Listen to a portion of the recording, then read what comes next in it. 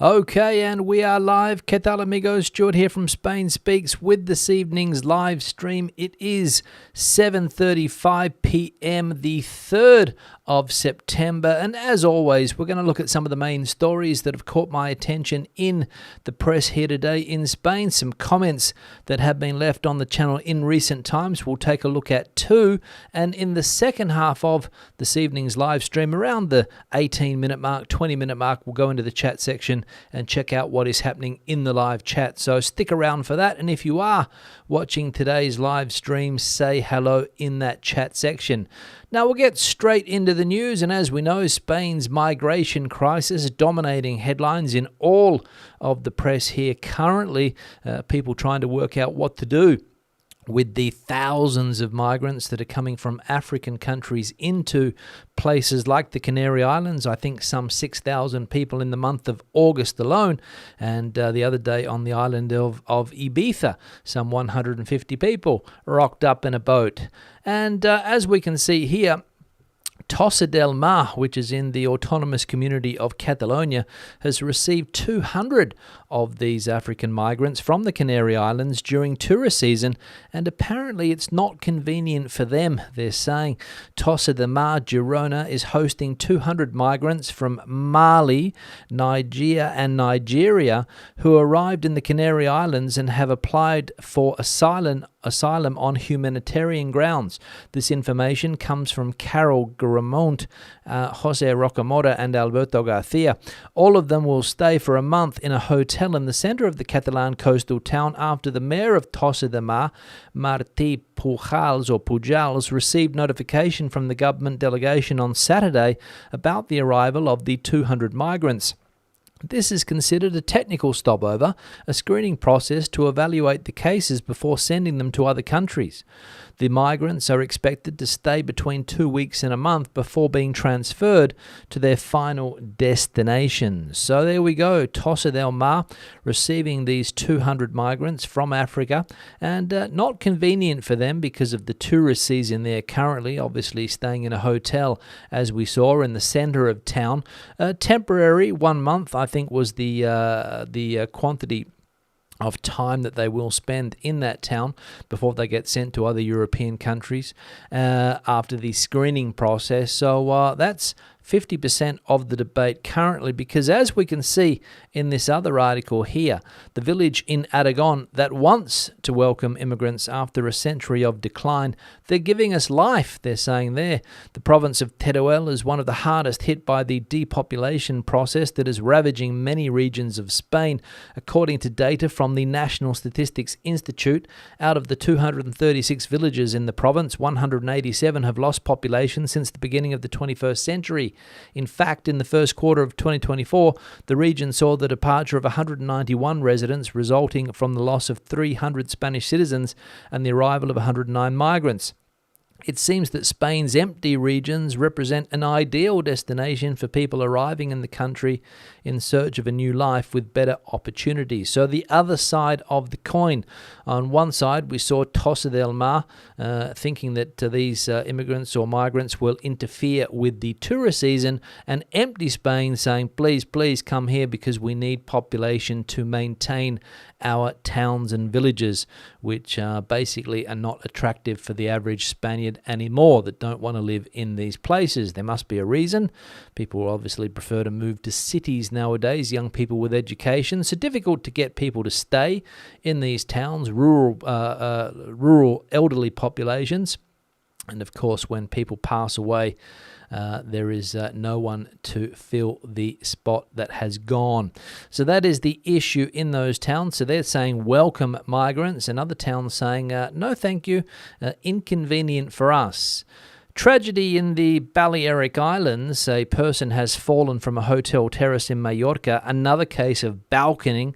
If you're not familiar with balconing, basically it's walking from one room to another on the outside of the hotel.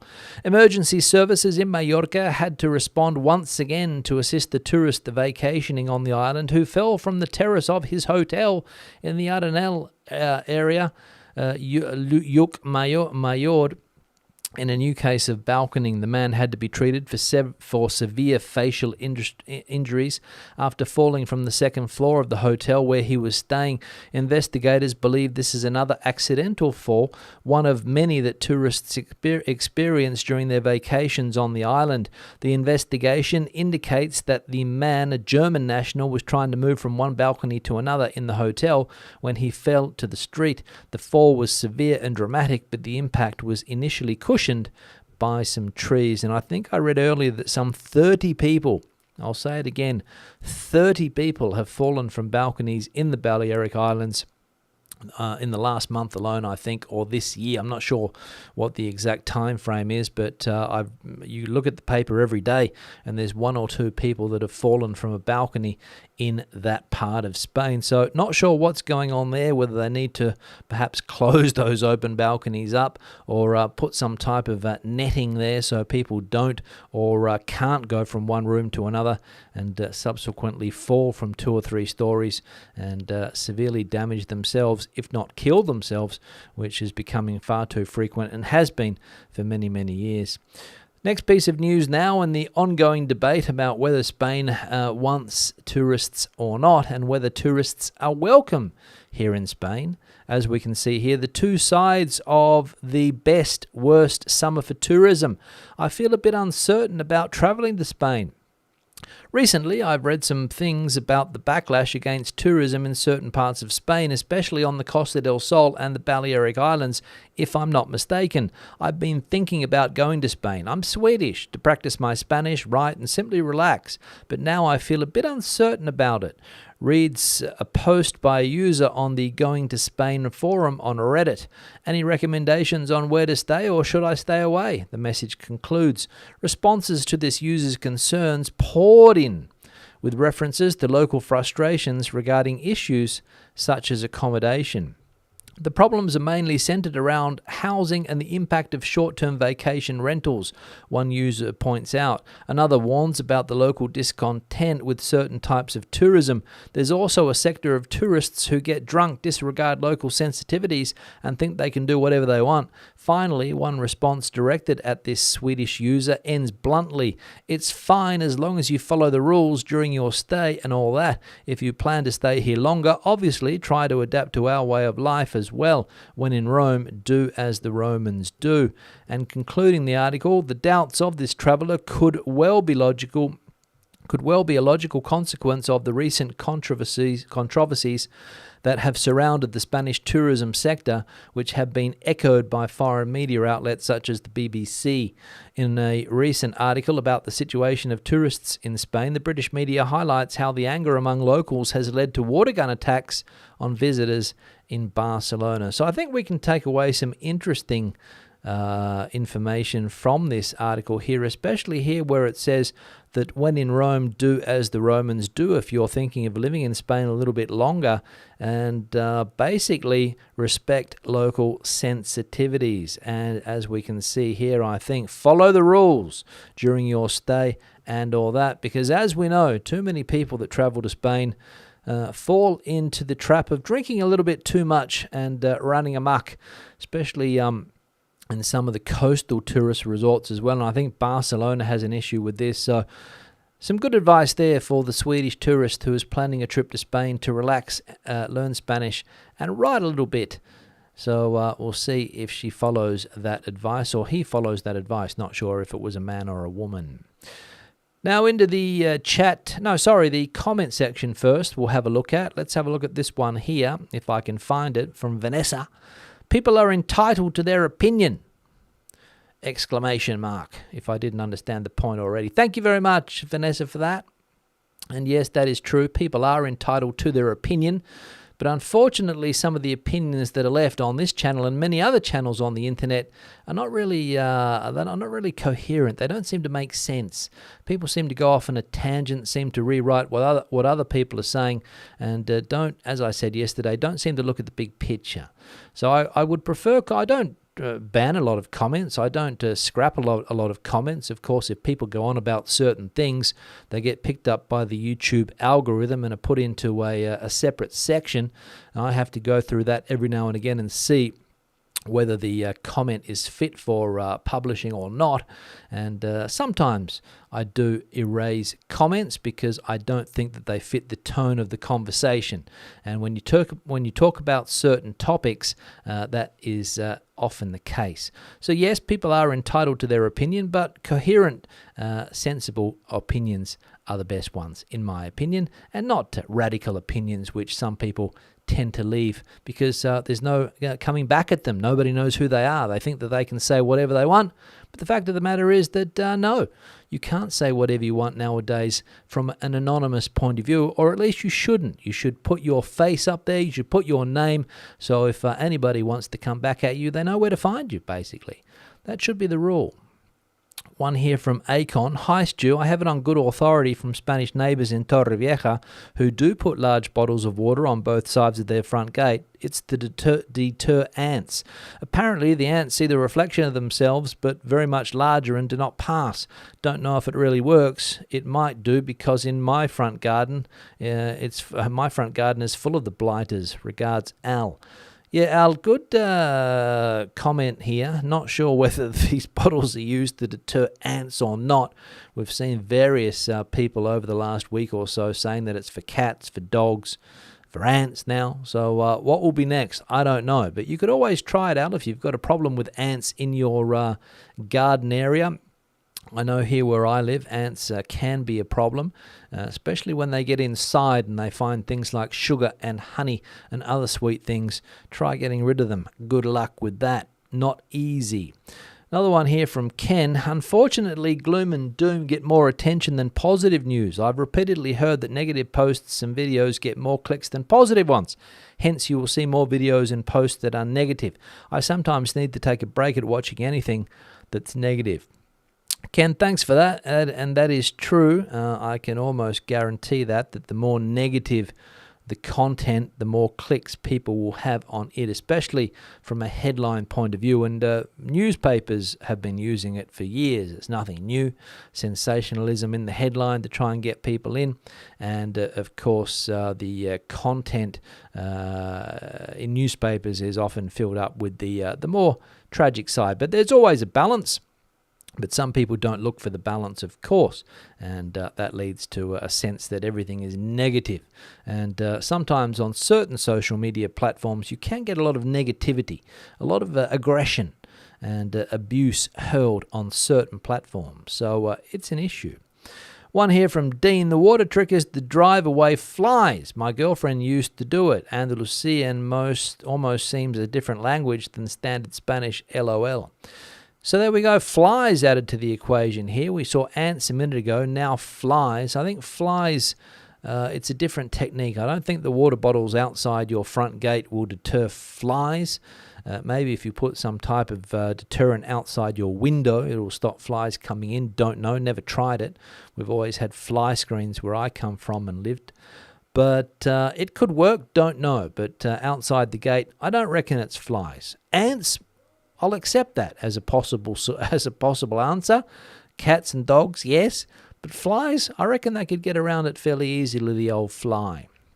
And when it comes to Andalus, the other thing that you mentioned there, yeah, in some parts of Andalusia it may seem a different language, especially some of the slang that they use down there. The accent takes a while to get used to, and in some places the the vocalization of some words is not all that clear.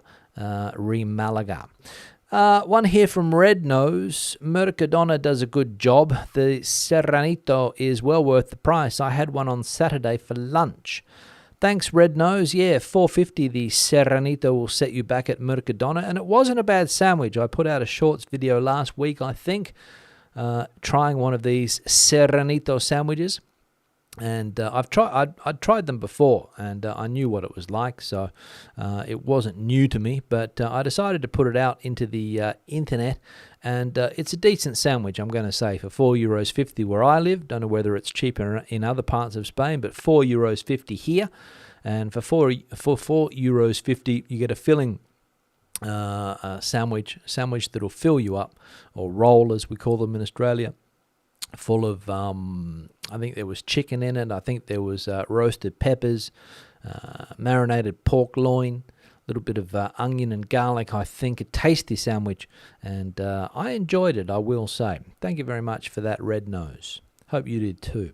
Marcus Outdoors. I was mugged at knife point in Malaga way back in the 90s, walking back to my hotel after a quiet evening watching a religious festival in the old town. Not nice. Put me off Spain for decades. For balance, London and Birmingham are much more dangerous. Thanks for that, Marcus, and sorry to hear that you were robbed back in the 90s in Malaga. After watching a peaceful religious ceremony in the old part of town, and it put you off coming to Spain. I can imagine it would put a lot of people coming back to Spain, getting robbed or mugged at knife point, especially on your way back to the hotel. So an unpleasant experience. And for other people that do get robbed or mugged in this way, I imagine it is an unpleasant experience, and one that would question your returning to the country. Of course, on holiday, you would think to look for a safer destination. But of course, these things are random, wrong place at the wrong time, wrong group of people in front of you. Maybe you wandered into a neighborhood that was a bit run down. I don't know, but sorry to hear that experience, and hope you have tried Spain again since then. One here from Charlie the Chaste. The distrust in democracy is probably affected by following Spanish politics since the last election. Thanks, Charlie. Yeah, not sure whether the last election has anything to do with it. I think it goes back a fair way, the distrust in democracy in some parts of not only Spain but also the world. The last elections here in Spain, I can't remember exactly what happened, but obviously Pedro Sánchez is the leader of the government currently, so he was, I'm not going to say he was victorious in those elections because he wasn't the most voted for, but of course the way political systems works is that if you do deals and agreements with enough people, you can secure government, and that's what happened. He did deals with every type of political group, regardless of their political orientation, whether it's left-wing, central, right-wing. Pedro Sánchez managed to get them together, promised the world, no doubt, and was able to govern, or has been able to govern for another 4 years, despite the resistance from the opposition and the anger that they're throwing constantly, because they saw themselves as the victors of that election and the rightful people to hold government. But unfortunately, as I said, it doesn't work that way here. So bad luck for Mr. Feijóo. Have another crack at it, my friend. Because normally when you lose elections in Australia, you don't get a second chance. You're replaced fairly quickly, but that doesn't happen here. Even though Mr. Feijóo didn't become the leader of the country, he gets another crack at it, as people like Rajoy did in the past, or other leaders that have had second bites at the cherry, let's say. Now into the chat section I'm going to go. Let's get there. But before I do that, background drop change time. This one's sent in by Paul Gerard. Must have recently been in this part of the world. Puebla de Sanabria in the province of Zamora. Very close to the border with Galicia, I think. And this town was voted one of the most beautiful towns at Christmas time, I believe, with the lights that they put up at that time of the year, and a very popular summer destination. I had a student once from this town, or her parents were from this town, and she used to holiday there every summer, and recommended it as a nice destination. I think there's a lake close by as well. So Puebla de Sanabria in Zamora, in Castilla y León is the autonomous community. So thanks, Paul Gerard, for sending that one in. And if you've got something similar that you would like to see on the backdrop, or any other picture of Spain for that matter, the email address is this one here, spainspeaks@gmail.com. Feel free to send your pictures through to that email address, and they'll get on the backdrop, provided they meet the requirements for the backdrop screen, which is a landscape size photo. Paul Gerard's did meet that characteristic, so no problems there. So basically what that means is that if you're taking it with your cell phone, instead of holding it like you would for a selfie, turn it side on. So I'll just demonstrate that. So that way, okay? Hold it that way, and then the photo fits on the backdrop, no problems at all. Now, people that have supported the channel in recent times also, I want to say thank you very much for that support, whether it's on the Super Thanks, buying me a coffee, people that have bought me a coffee in recent times, thank you very much for that. Patreon supporters, longer-term supporters on Patreon, thank you very much. People that have become channel members of this YouTube channel, thank you very much also for becoming a member and enjoying the content that I put out fairly regularly, let's be honest. Now, also the like icon, I'm struggling to find it here. Maybe it's been erased, I'm not sure. Or maybe it's just fallen. There it is. The like icon is on the screen now. So if you haven't hit it yet, please do so. Currently sitting at, what's that, 58? So maybe we'll get a decent tally today. If you hit that like button, you'll find it just below the video. Also, if you haven't subscribed to the channel, please do so. Easy as well. Just hit the subscribe button on YouTube, turn on notifications, and away you go. And also, you can find me on Instagram, X, and Facebook, should you want to get in contact with me through one of those ways also. Now into the chat section, let's see what's bubbling away. We've got a super chat from Marcus, regular contributor, also a valued member of the channel. Thank you very much. Balconing, Darwin's theory is alive and well in the 21st century. Yeah, surprising, Marcus, how many people are willing to do this. I'm not sure why they do it, whether they have friends in another room, whether they have some type of, they're on a promise in another room. I've got no idea as to why they can't use the regular door system. You just walk outside, open the door, knock on the other door, bang, bang, bang, and away you go. But they choose to climb across balconies, and too many people fall not only to serious injury, but some to their death, because falling 4 or 5 stories, which is sometimes the case, not good. There's also a young British girl the other day, 15 years of age, that fell from a balcony in Mallorca. Not sure, but I think she was on holiday with her family. I'm not sure, but again, another tragedy. But these people that do it for fun, yeah, I can't work it out. I can understand the relation there to Darwin's theory, Marcus. Thank you very much. The survival of the fittest, was it not? Or natural evolution or natural selection, something along those lines. Now, Fred, the first person that I can see here from sunny Montreal, 22, coming to Spain very shortly is Fred. Leaving tonight, actually, for Barcelona. 5 weeks vacation in Spain. Hope all goes well for you, Fred, that you have a good time. Send us a postcard, well, not a physical postcard, a virtual postcard of your travels. Would love to see it. Barbara, regular viewer and also channel member, coming in from the Playa Flamenca. 29 seems to be the standard temperature in that part of Spain, 29 degrees. Not bad, I'll say that. John coming in from downtown San Diego, where the current temperature is about 24 degrees Celsius. It's funny how many folks from this area are fans.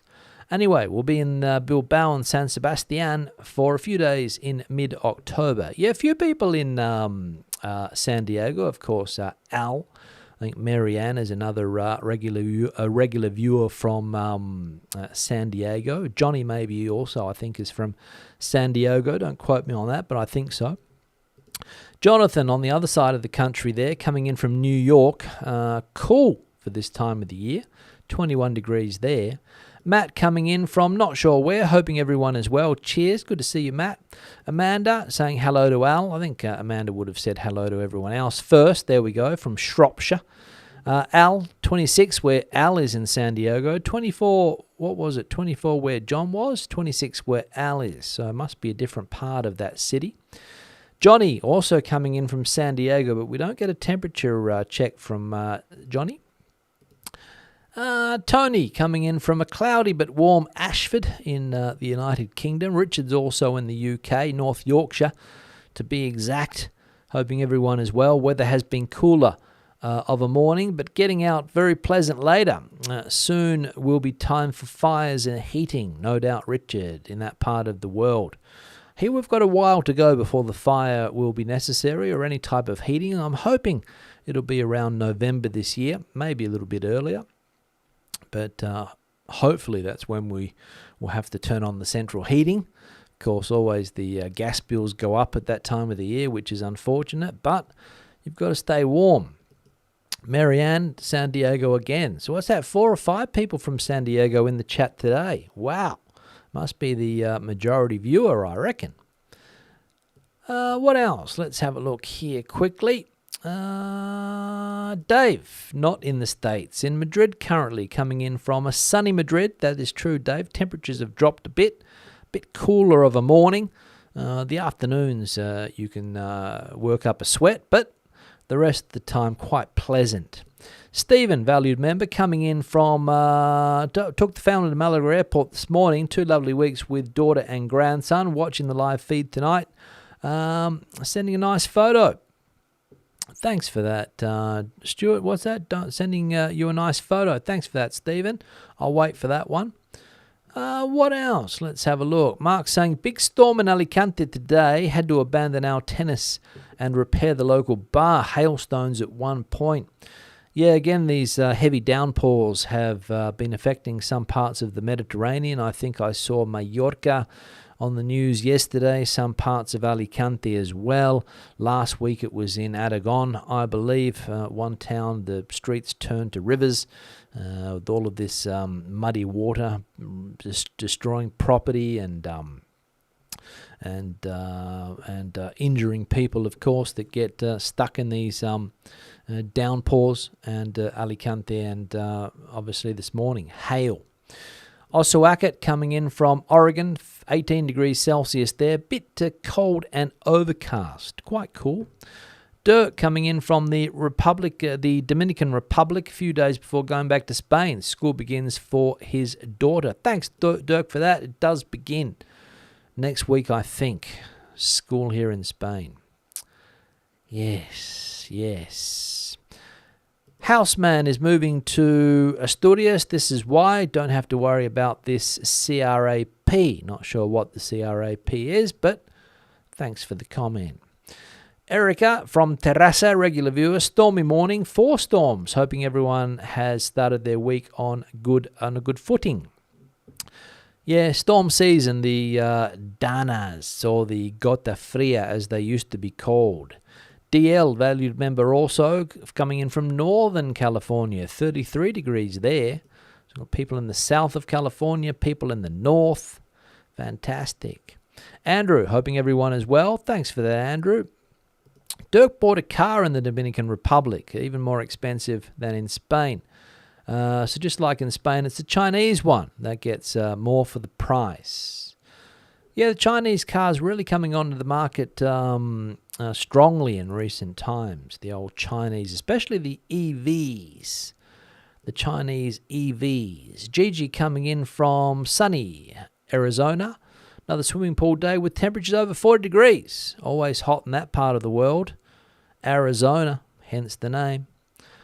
What else? Let's have a look. Erica's advice for the Swede is to go to other parts of Spain to learn Spanish. In Barcelona, the mixture of Catalan and Spanish isn't the best mixture.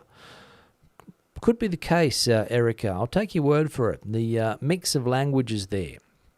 Probably better off going to maybe Aragon, for example, where they only speak, well, they might speak some other languages in parts of Aragon. I think they even have a regional language, but the majority language would be Castilian Spanish.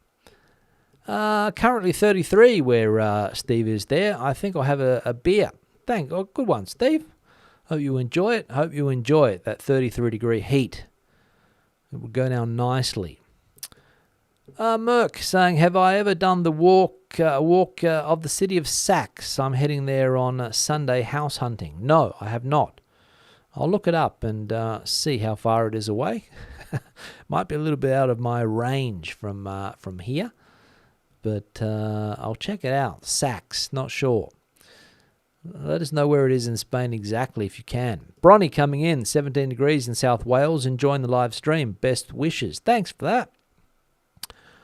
Let's have a look. What else? The water bottles can keep the zombies out. A question from my imaginary friend. Maybe they keep the zombies out. Not sure. I saw some this morning on my walk. I was going to take a picture. I'll see if I remember to do that tomorrow. But when I go through the old part of where I live here, you quite often see them. Not so much outside new homes here, but outside the old ones. So maybe it's an old home tradition. No idea. Mark saying that a Mercadona tortilla is €2 for a whole one, €2 for a fresh-made slice, and they taste the same. Yeah, wonder why that would be. There must be some difference. A packet tortilla must be different, I would say. But I'll take your word for it.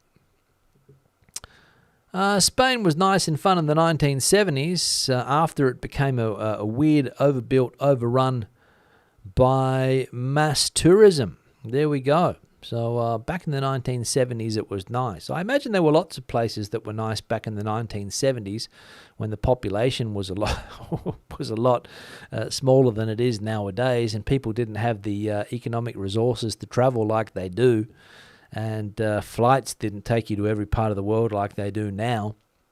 Back in the 1970s, you could probably only go to major destinations. I don't know, but I imagine that was the case. I'm sure that pilots in the chat will be able to fill us in on that better. But I'm sure that a lot of places didn't even have airports back in the 1970s, so it would have been harder to get there. But as soon as those airports were built and people started to have money for holidays, bang, away it went.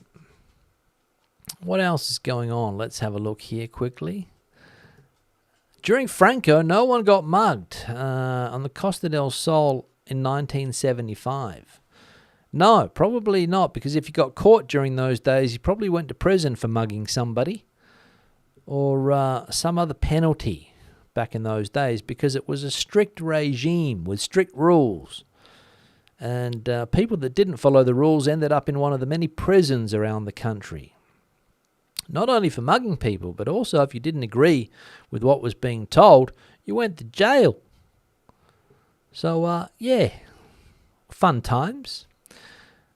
Stu, have I been to Mercadona with my pineapple? No, but I've seen that this is a trend apparently for meeting people, right?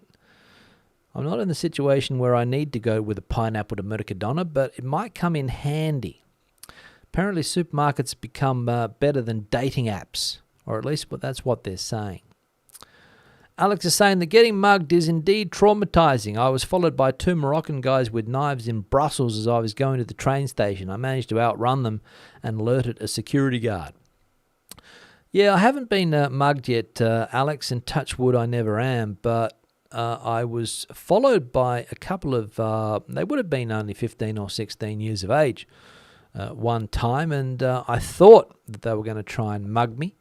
And I remember on the metro, but they didn't, fortunately. I managed to go into a shop and they disappeared. And I remember on the metro once I had some very suspicious gentlemen surround me. And it was funny because the train wasn't packed. Normally if the train's packed, you could understand people surrounding you like that. But these guys came very close. And then when the doors opened, I got off the train and hopped back on just as the doors were going to shut again. And they got off. So I got out of that one, but I could have been mugged. But luckily, touch wood, I wasn't. What else? Let's have a look. Janet coming in from Cornwall, celebrating 47th anniversary. Congratulations, Janet, for that. 47 years, eh? Whew. 47. What else? Let's have a look here quickly.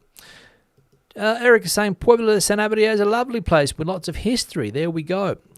Place with lots of history. There we go. Yeah, it is a nice place, I believe. I've only ever gone to past the lake, I think, once on my way to Galicia by car. But I didn't stop at this place here. Diffie coming in from Toronto, 22 degrees there. Humid, sweating more than Mel Gibson at a synagogue. A little Mel Gibson joke there thrown in. What else we got going on here? Let me get to the end because I have to finish up quickly. Ken coming in from West Hollywood, 31 degrees there, going up to 40, so still hot. Sax is in Valencia. There we go. That's probably why I haven't been there. About an hour north of Alicante, to be exact. There we go. So, yeah, if I get back to Alicante soon, in the near future, I could take a look around, but you'll probably be there by then. Janet saying it was Freddie Laker with his cheap flights that kicked off mass tourism in the 1970s. Freddie Laker, was he not a cricket player, Janet? Rings a bell, that name. Was he not a cricket player, or was there another Freddie Laker? And that's about it. So I'm going to wrap the live stream up. There's some at the end here that I maybe didn't get to, but I'll check them out and see if there's anything worth replying to in the video tomorrow. If not, thanks for leaving it. Sorry I didn't get around to your particular chat. I have to run. I've got to get things prepared for to feed the family. So it's been a pleasure as always. Hasta luego. Hasta entonces. Adios. Back tomorrow with more videos. Again on Thursday with another live stream. Until then, bye-bye.